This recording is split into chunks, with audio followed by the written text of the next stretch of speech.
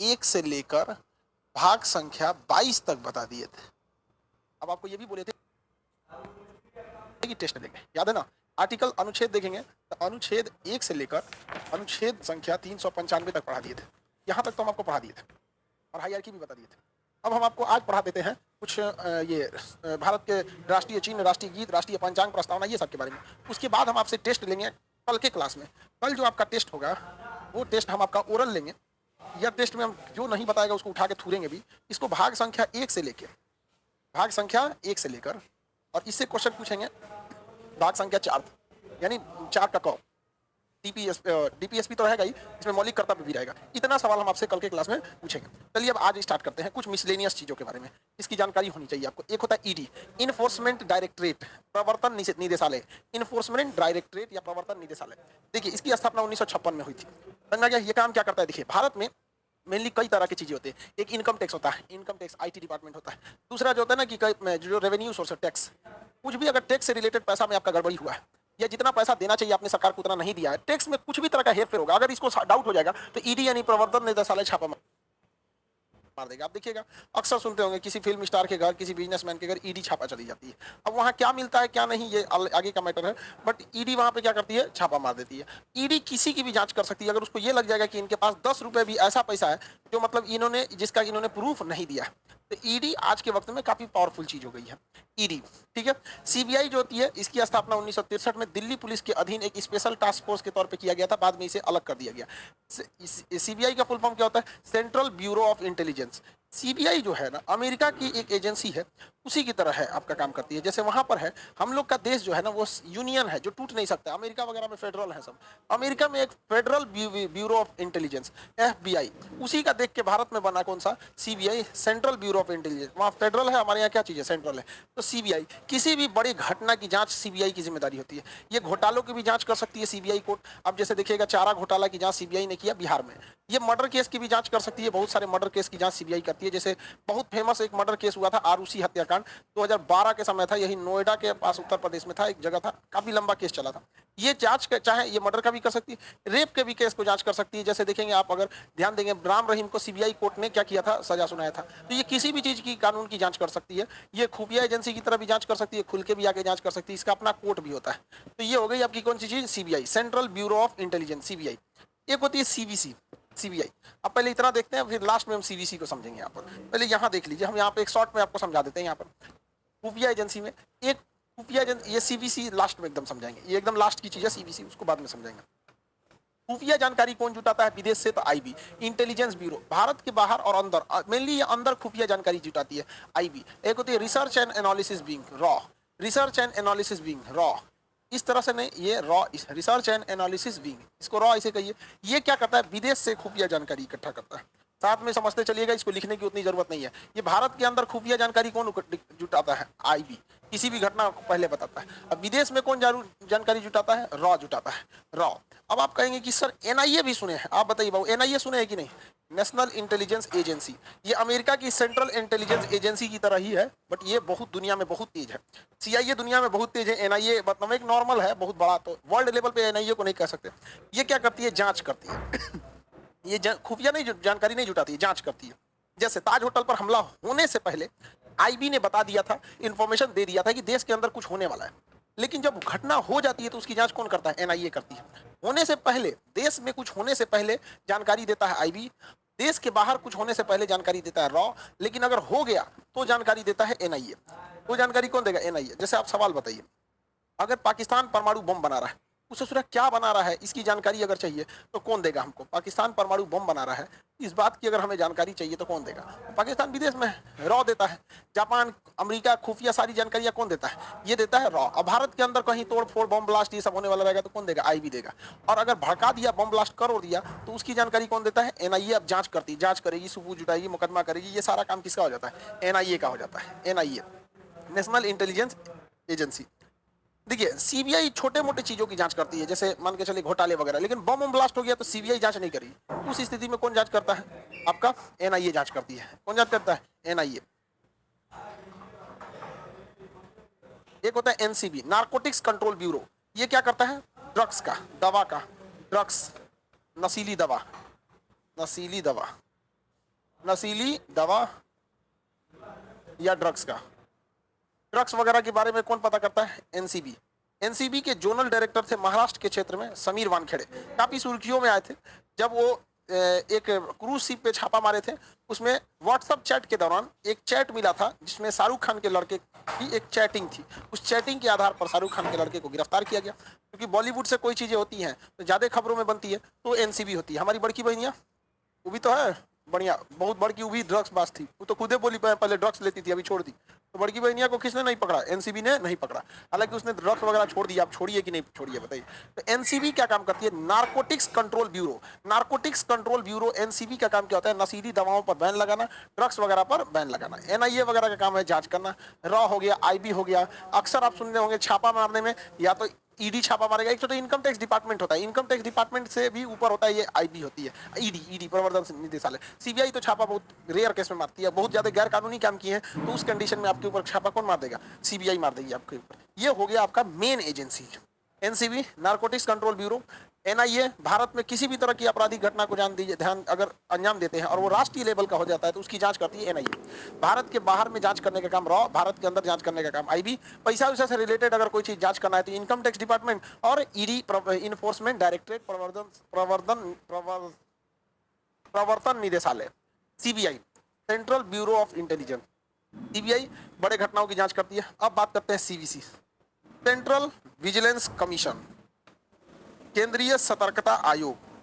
Central vigilance commission, केंद्रीय सतर्कता आयोग। ये ससुरा ये सबसे खतरनाक है। ये क्या खतरनाक है कि सीबीआई वाले तो घूस नहीं ले लिए, कहीं ईडी वाले तो घूस नहीं ले लिए, कहीं एनसीबी वाले तो घूस नहीं दे दिए। मतलब समझ रहे हो? अब किसी ने ड्रग्स पकड़ा, अब उसके पास 10 करोड़ का ड्रग्स है, उसने एनसीबी वाले को कहा कि भाई आधा तुम रख लो आधा हम रख लेते हैं, मतलब 50-50 का डील करते तो खतरनाक हो जाएगा। उस कंडीशन में सबके ऊपर जांच करने का काम किसका रहता है? Central vigilance commission. Central vigilance commission, central vigilance commission, इसके काम रहता है भाई, सेंट्रल विजिलेंस कमीशन का काम रहता है। किसी को कोई दिक्कत? केंद्रीय सतर्कता आयोग, जैसे अगर डीएम साहब को पकड़ लिया केंद्रीय सतर्कता आयोग सीबीसी तो सस्पेंड कर देता है उनको। सीबीआई के जांच कर देता है कौन? CBC, central vigilance commission CVC. किसी भी अधिकारी पर भ्रष्टाचार न हो, भ्रष्टाचार का डर बना, मतलब अपराध अगर भ्रष्टाचार करते हैं तो उसके दिमाग में डर बना होना चाहिए। ये जिम्मेदारी किसकी है? सीबीसी की है। किसकी है? सीबीसी की। अब रेडी रहिए, आपसे सवाल पूछते हैं। आप इसको 1 मिनट देख लीजिए, हम आपसे सवाल पूछते हैं। 1 मिनट देख लीजिए, हम रेंडमली पूछेंगे आपसे। 1 मिनट का टाइम देते हैं, आप देख लीजिए, फिर आपसे सवाल पूछते हैं। Only 1 minute.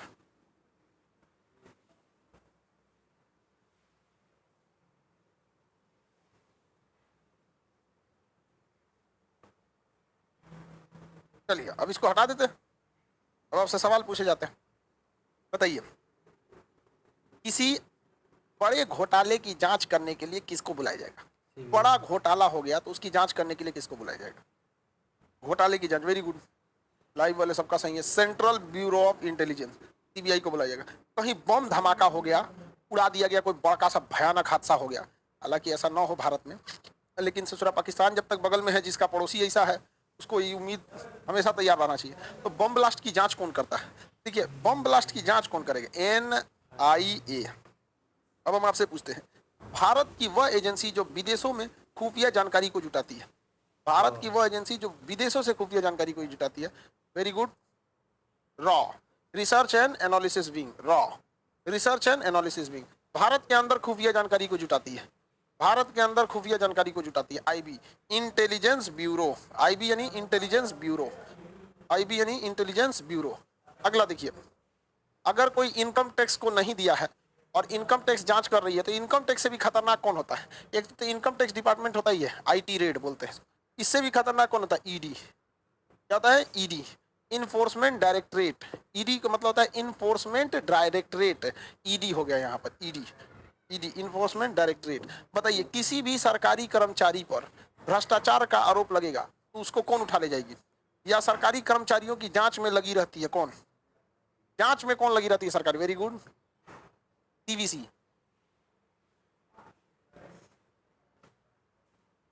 Central vigilance commission, CVC. CVC इसकी जांच में लगी रहती है।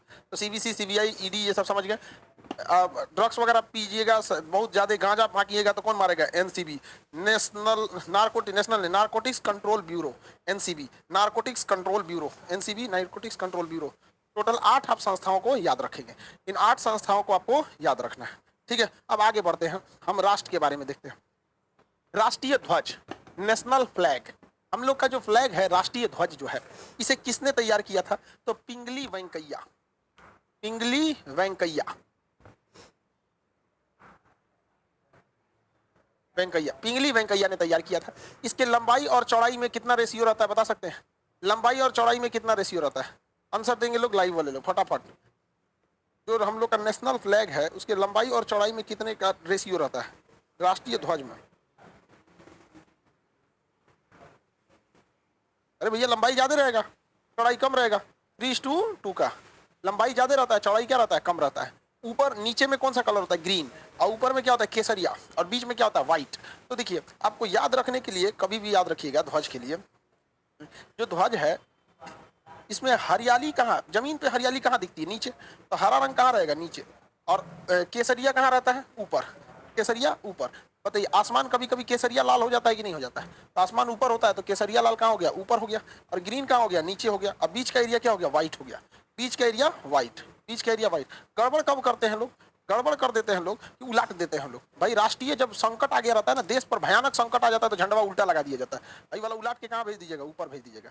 राष्ट्रीय संकट की स्थिति में, राष्ट्रीय संकट की स्थिति में यहाँ पर, और इसके अंदर नीले रंग की एक अशोक चक्र बनी रहती है, जिसमें 24 तीलियां होती हैं, जो ये बात को बताती है कि देश को 24 घंटे निरंतर आगे बढ़ते रहना चाहिए। 24 घंटे निरंतर आगे बढ़ते रहना चाहिए राष्ट्रीय ध्वज में। राष्ट्रीय ध्वज को 22 जुलाई 1947 को अपना लिया गया था, आजादी से पहले। ये डेट हमेशा पूछेगा, याद रखिएगा, ये लंबाई चौड़ाई। नहीं तो बच्चों वाला क्वेश्चन नहीं पूछता है कितनी तीलियां होती हैं, तो 24 घंटा को बताने वाली 24 तीलियां होती हैं, ये बच्चा वाला क्वेश्चन हो जाएगा। लेकिन ये याद रखिएगा, पिंगली वेंकैया ने तैयार किया, कब इसे, कब इसे अपनाया गया? 22 जुलाई 1947 को इसे अपना लिया गया था। इसे, हमारे राष्ट्रीय ध्वज को। राष्ट्रीय ध्वज को फहराने के कई नियम हैं। इसे सूर्यास्त के बाद जब सूरज निकल जाए तब झंडा लहराना चाहिए। अगर आप सोच रहे हैं कि झंडा को फहराएं नया नया, तो आपको सूर्योदय से पहले बाद करना पड़ेगा, जब सूरज निकल जाए तब, और सूर्यास्त के बाद उतार लेना चाहिए। अगर ये किसी बिल्डिंग पर है तो नहीं, तो अगर पब्लिक प्लेस में है, किसी मैदान में है, रेलवे स्टेशन पे है, तो उसके लिए नहीं। लेकिन अगर किसी पब्लिक प्लेस पर है तो उसे सुबह जैसे उतार लीजिए। अंधेरा, अंधेरा में झंडा नहीं लहराना, बस सिंपल सा कंसेप्ट, अंधेरा में झंडा नहीं। अब सूरज उगने के बाद और सूरज डूबने से पहले आपको झंडा हटा लेना है। झंडा में जब भी कोई आदमी रैली वगैरह में चलेगा तो झंडा उसके दाहिनी हाथ में होना चाहिए, और अगर थक गया है तो दाहिनी कंधे पे इसे झंडा ले। लेकिन इस बात का ध्यान रखें कि झंडा पीछे से जमीन को नहीं टच करना चाहिए। अगर जमीन को टच कर गया तो ये गलत बात है। और अगर कोई जुलूस में व्यक्ति झंडा लेकर आगे चल रहा है तो तिरंगा झंडा लिए व्यक्ति को सबसे आगे रहना पड़ता है। जुलूस में सबसे आगे रहेगा तिरंगा झंडा वाला व्यक्ति। समझ आ गया कि नहीं आ गया? झंडा के लिए, झंडा में 2 और सवाल याद रखिएगा। एक झंडा जो होता है झुका हुआ झंडा होता है, झुका झंडा, झुका झंडा। झुका हुए झंडा को हम लोग ऊपर से थोड़ा नीचे फहरा देते हैं। झंडा अमूमन यहाँ फहराया जाता है इस शेप में, तो झुका हुआ झंडा में नीचे फहरा दिया जाएगा झंडा। ऐसे झंडा जो है ना, वहाँ पे ये हम लोग का, इसको थोड़ा सा नीचे फहरा देगा इस टाइप का। मतलब अभी ऊपर जगह बचा ही है, ऊपर ज्यादा एक्स्ट्रा जगह छोड़ देगा, तो ये झंडा क्या हो गया हम लोग का? थोड़ा सा ऊपर से नीचे झुक गया। ये जब शोक होता है ना, देश पर कोई शोक हो जाता है, जैसे राष्ट्रीय शोक आ जाए, अटल बिहारी वाजपेयी जी की मृत्यु हो गई थी, राष्ट्रीय शोक था। एपीजे अब्दुल कलाम की आकस्मिक मृत्यु हुई, राष्ट्रीय शोक। इंदिरा गांधी की हत्या हो गई, राष्ट्रीय शोक था। तो जब कभी भी राष्ट्रीय शोक होता है तो उसके लिए क्या किया जाता है? झंडा को थोड़ा सा ऊपर से झुका दिया जाता है। तो झुका हुआ झंडा किस चीज का प्रतीक होता है? तो झुका हुआ झंडा जो होता है वो राष्ट्रीय शोक का बताता है, राष्ट्रीय शोक का। लेकिन उल्टा झंडा लगा देगा, कलर में पलट देता है, उल्टा झंडा, उल्टा झंडा। झंडा का नीचे का चीज ऊपर, ऊपर का चीज नीचे कर देता है। तो ये संकट को बताता है कि देश के ऊपर बहुत भयानक संकट आ चुका है, देश के ऊपर बहुत भयानक संकट आ चुका है। जैसे कोरोना एकदम भयानक लहर आ जाए तो झंडा को क्या किया जाएगा? नीचे वाला कलर ऊपर, ऊपर वाला कलर क्या कर देगा? उल्टा, उल्टा कर देगा। तो ये संकट को बताता है। जैसे उत्तराखंड में भयानक हिमस्खलन आते रहता है, जैसे प्राकृतिक आपदा आ जाए, सुनामी आ जाए, बाढ़ भयानक आ जाए, तो जब देश पर संकट भयानक आ जाता है ना, तो उस स्थिति में झंडा कैसे लगा दिया जाता है? उल्टा लगा दिया जाता है। लेकिन जब देश पर कोई दुख पहुंचता है, कोई महान व्यक्ति की देहांत होती है, तो झंडा को झुका दिया जाता है। याद रखिए, झंडा का प्रयोग कभी भी पताका के रूप में नहीं कर सकते, कभी भी इसका प्रयोग पताका के रूप में नहीं कर सकते। देखिए, झंडा जो होता है इस शेप में होता है, और जो धार्मिक झंडे होते हैं वो पताका के शेप में होते हैं, इस शेप में। धार्मिक रूप के झंडे को देखिएगा इस टाइप का रहेगा धार्मिक झंडा, या कोई धार्मिक झंडा को देखिएगा ऐसे लहराते रहेगा। इस टाइप का झंडा का प्रयोग आप नहीं कर सकते। वो धार्मिक रूप से आप कर सकते हैं इस टाइप के झंडे का प्रयोग। जैसे अभी कुछ दिन पहले रामनवमी का त्यौहार भी था, तो इसे नॉर्मल वो इस टाइप का पताका का प्रयोग किया गया था, झंडा का नहीं, क्या चीज का, पताका का प्रयोग किया गया था। झंडा से क्वेश्चन आप बता ही सकते हैं, आपसे क्वेश्चन पूछा जाए, बताइए, झंडा हटा के क्वेश्चन पूछते हैं, बताइए। झंडा को किस तिथि को अपना लिया गया, राष्ट्रीय ध्वज को किस तिथि को अपना लिया गया, फटाफट बताएंगे। 22 जुलाई 1947 को। Very good. लंबाई चौड़ाई में रेशियो बोलिए।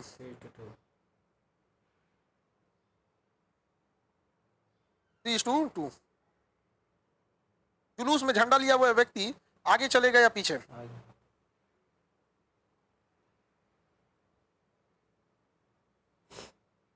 अरे भैया आगे चलेगा, पीछे का लिए चलेगा, और दाहिनी कंधे पर लेकर चलता है।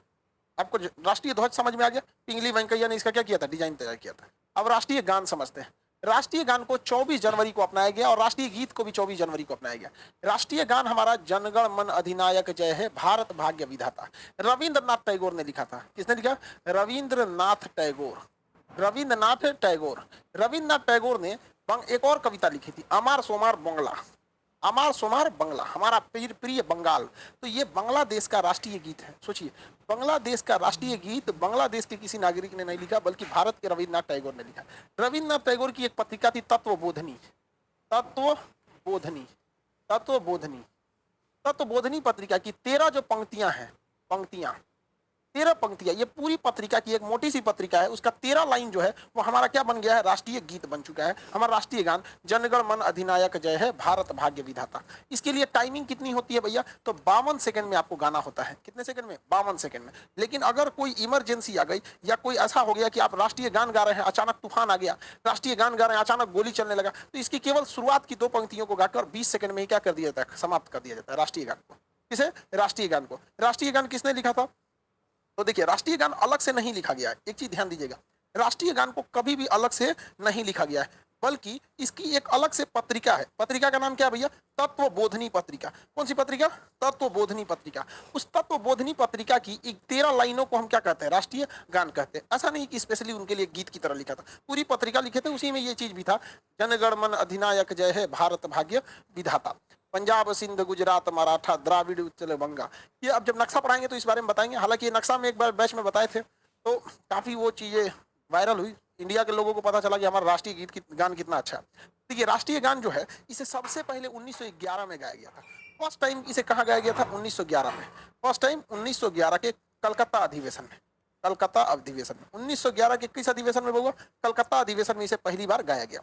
रविन्द्रनाथ टैगोर को कहा गया कि इसका इंग्लिश अनुवाद कीजिए, तो इसे the morning song of India, the morning song of India, song of India नाम दिया गया इसका अंग्रेजी का। तो देखिए, इसको हिंदी में भी रविन्द्रनाथ टैगोर ने ही लिखा है, और इसका अंग्रेजी अनुवाद भी रविन्द्रनाथ टैगोर ने ही किया है, the morning song of India के नाम से। इससे सवाल क्या पूछेंगे? हमारा राष्ट्रीय गान, हमारा राष्ट्रीय गान, गीत नहीं है, हमारा राष्ट्रीय गान है। गीत तो इनफॉर्मल हो जाता है, मतलब इनफॉर्मल क्या है, वो हमें हर जगह नहीं गाते हैं। राष्ट्रीय गान तो हमेशा गाया जाता है। राष्ट्रीय गान जो है वो कब, किस दिन अपनाया गया? 24 जनवरी 1950, यानी संविधान लागू होने के 2 दिन पहले।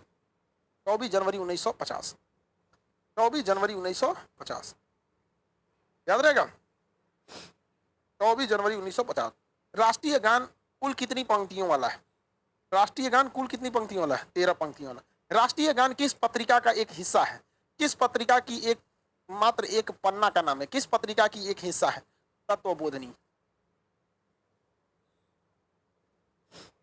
राष्ट्रीय गान किस पत्रिका का हिस्सा है? तो तत्वबोधनी नामक पत्रिका का हिस्सा है। इसका अंग्रेजी अनुवाद किसने किया था? रविन्द्रनाथ टैगोर ने किया था। अंग्रेजी अनुवाद रविन्द्रनाथ टैगोर ने किया। अंग्रेजी अनुवाद रविन्द्रनाथ टैगोर ने। किस नाम से? The morning song of India. कितने सेकंड में गाना है भैया? 52 सेकंड में गाना है। कितने सेकंड में? 52 सेकंड में गाना है। अब देखते हैं राष्ट्रीय गीत के बारे में। राष्ट्रीय गीत जो है, ये राष्ट्रीय गीत को लिखे थे किन्होंने लिखा भैया इन्हें? तो राष्ट्रीय गीत को लिखा बंकिम चंद्र चटर्जी। बंकिम चंद्र चटर्जी। बंकिम चंद्र चटर्जी ने लिखा था इसे। बंकिम चंद्र चटर्जी ने लिखा। इन्होंने भी इसके लिए अलग से किताब नहीं लिखी, बल्कि इन्होंने भी उसी एक अलग से पत्रिका नहीं लिखी। इन्होंने भी क्या किया था? अपनी एक अलग, यहां लिख देते हैं, देखिए दोनों का कंपैरिजन अच्छा से हो जाएगा। हम इधर लिख देते हैं, वो गान है, ये गीत है। इसे भी सेम तारीख को अपनाया गया था, 24 जनवरी 1950। इसे बंकिम चंद्र चटर्जी ने लिखा था। बंकिम चंद्र चटर्जी।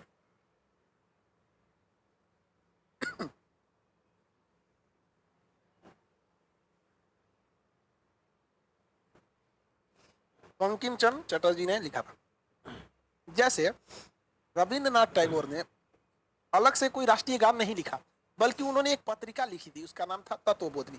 उसी में से एक पेज जिस पर 13 लाइनें लिखी थी, वो हमारा क्या बन गया, राष्ट्रीय गान बन गया। उसी तरह से अलग से राष्ट्रीय गीत नहीं लिखा गया था, बल्कि इसके जगह पे लिखा गया था आनंद मठ नामक एक पुस्तक। आनंद मठ, आनंद मठ, आनंद मठ पुस्तक की एक रचना थी। उसी में से ले लिया गया था वंदे मातरम। क्या ले लिया गया, वंदे मातरम, वंदे मातरम ले लिया गया। हम वंदना करते हैं इस पृथ्वी की, इसकी वंदे मातरम लिया गया। इसे कितने सेकंड में गाना होता है भैया, तो इसे 65 सेकंड में गाना होता है। वंदे मातरम को कितने सेकंड में गाना होता है, 65 सेकंड में गाना होता है। इसे फर्स्ट टाइम गाया गया था 1896 में कलकत्ता अधिवेशन में, 1896 में कलकत्ता अधिवेशन में। तो याद रखिएगा, राष्ट्रीय गीत भी बंगाली ने लिखा और राष्ट्रीय गान भी बंगाली ने लिखा, और राष्ट्रीय गीत को भी पहली बार कलकत्ता में, और राष्ट्रीय गान को भी पहली बार कलकत्ता में। राष्ट्रीय गीत भी पहली बार कोलकाता, राष्ट्रीय गान भी पहली बार कोलकाता में ही गाया गया था। दोनों कहाँ गाया गया भाई, कोलकाता में। आगे बढ़ जाए, दोनों का दोनों कहाँ पर, कोलकाता। किसी को दिक्कत, आगे बढ़ जाए। तत्वबोधिनी से क्या लिया गया, तत्वबोधिनी से हम लोगों ने लिया अपना राष्ट्रीय गीत लिया था। तत्वबोधिनी नामक पत्रिका से हम लोगों ने अपना राष्ट्रीय गीत लिया था। और बंकिम चंद्र चटर्जी की पुस्तक आनंद मठ से हम लोगों ने क्या लिया, राष्ट्रीय, कोई उल्टा बोल दिया क्या, राष्ट्रीय गान तत्वबोधिनी से लिया गया और राष्ट्रीय गीत बंकिम चंद्र चटर्जी की पुस्तक आनंद मठ से लिया गया।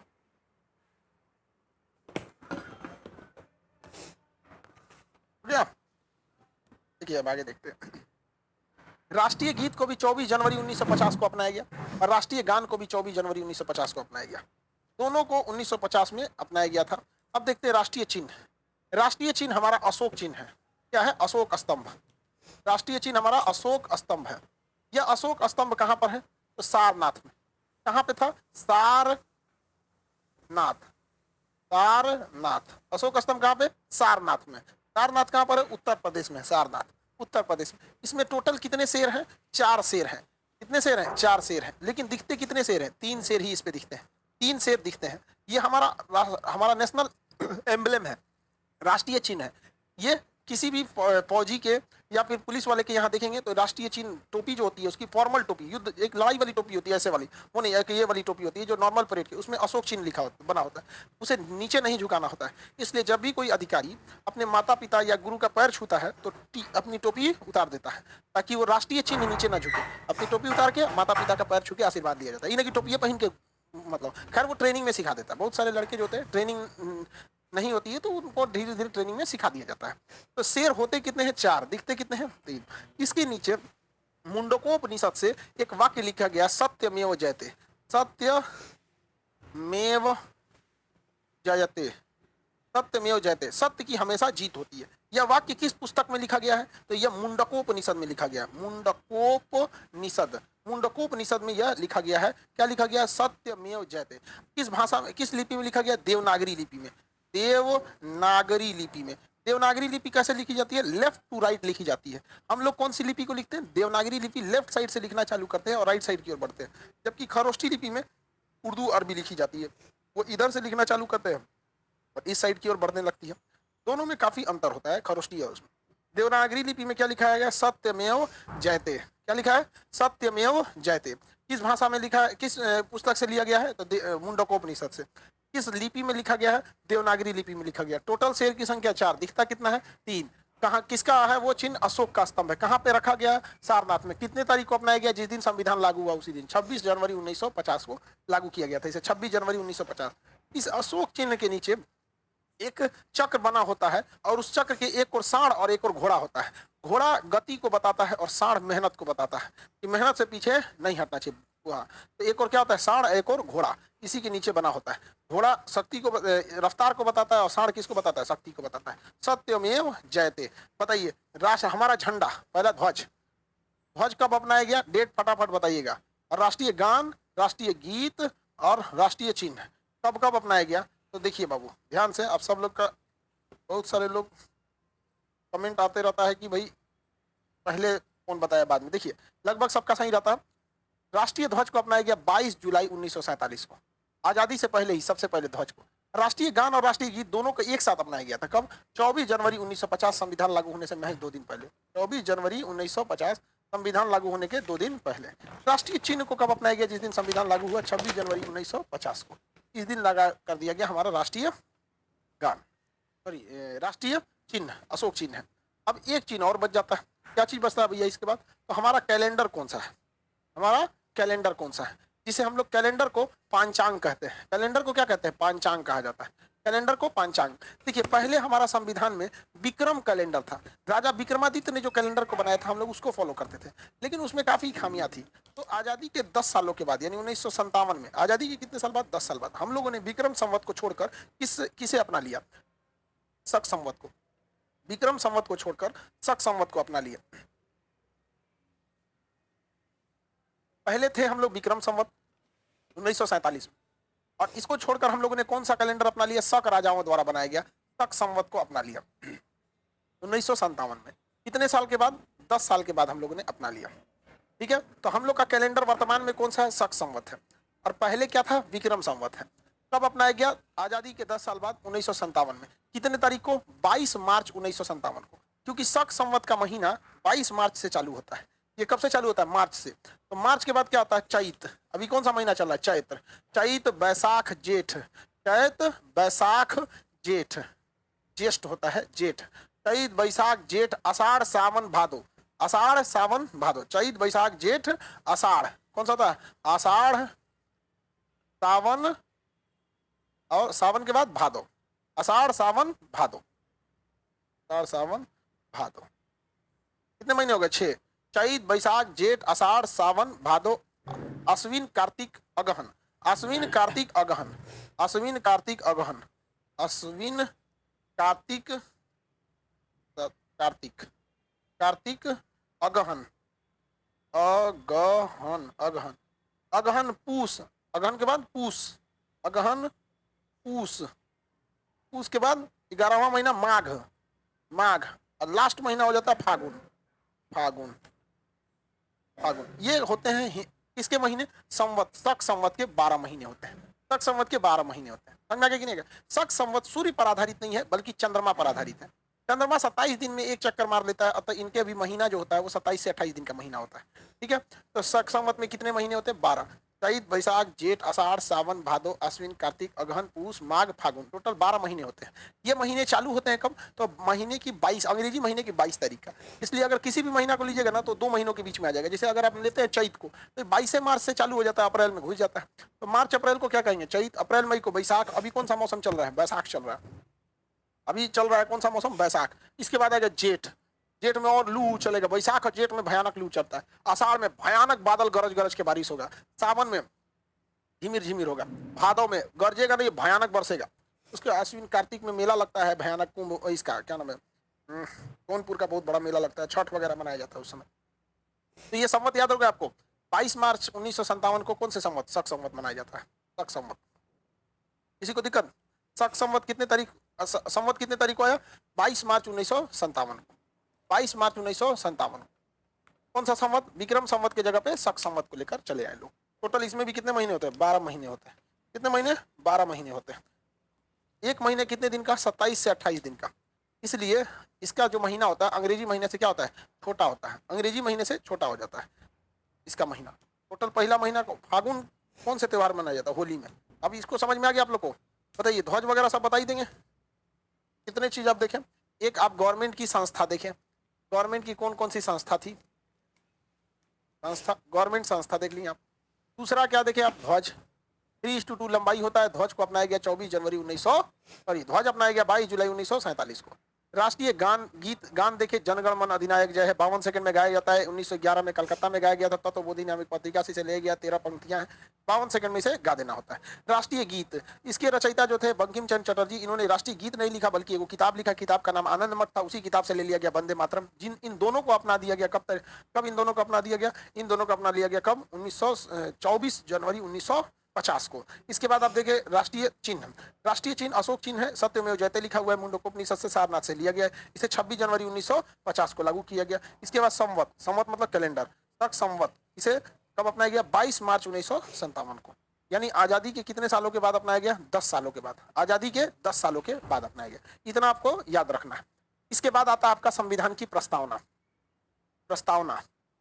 फिर आता है आपका देश के लिए क्या क्या चीजों की जरूरी होती है, संप्रभुता क्या क्या चीज होती है, संप्रभुता। उसके बाद देश क्या आता है आपका, साम्यवादी देश है या राजतंत्र है, राजतंत्र अगर है तो फिर उसकी क्या समस्याएं हैं, या फिर तानाशाही है, तानाशाही है, नहीं तो फिर हमारा राज्य क्या हो सकता है, गणतंत्र हो सकता है, गणराज्य हो सकता है, नहीं तो क्या हो सकता है, लोकतंत्र हो सकता है।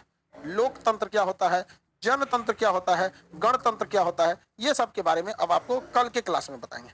आज के लिए इतना ही रहने देते हैं, ठीक है, कल के क्लास में आगे का क्लास करेंगे।